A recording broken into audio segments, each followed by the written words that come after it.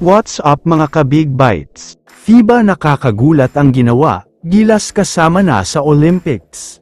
Pero bago ka sana magpatuloy sa panunood ay huwag mong kalimutang mag-subscribe sa aking YouTube channel.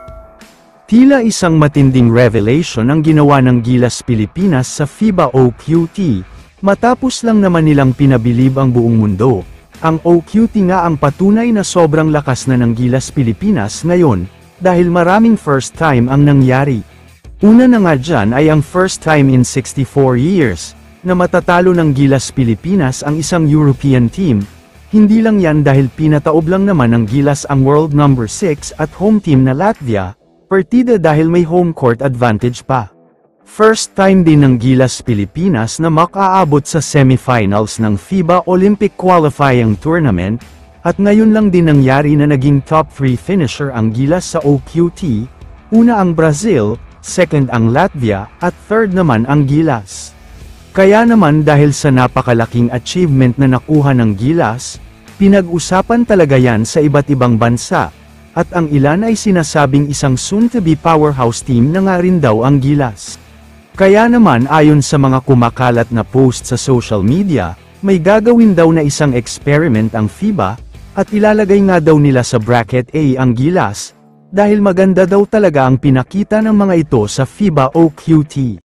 Ilalagay nga daw nila ang Gilas sa mga malalakas at top teams in the world, para makita kung hanggang saan ang kakayanin ng mga ito. Mukhang ito na siguro ang sinasabi sa mga kumakalat na post na pagkakataon para sa Gilas.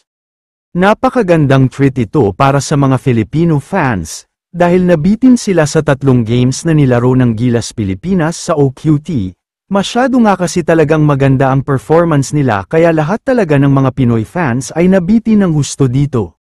Sa Olympics ay magkakaroon ng mas madaming laban, dahil mas marami na ang mga teams na maghaharap, kung dati ay 3 team lang sa isang bracket, ngayon ay magiging 4 na kaya sobrang exciting talaga ito.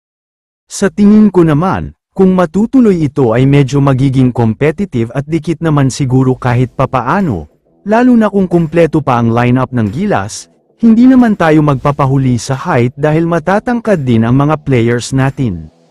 Hindi rin tayo magpapahuli sa chemistry at quality of play, dahil matagal nang magkakasama ang ating national team at maganda ang sistema ni Coach Team, kaya siguradong lalaban ang Gilas Pilipinas dito, para subukan ulit makapagbigay ng karangalan sa bansa.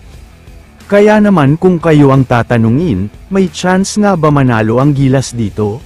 I-comment mo naman ang opinion mo tungkol sa tanong na ito. Dito na muna nagtatapos ang video na ito.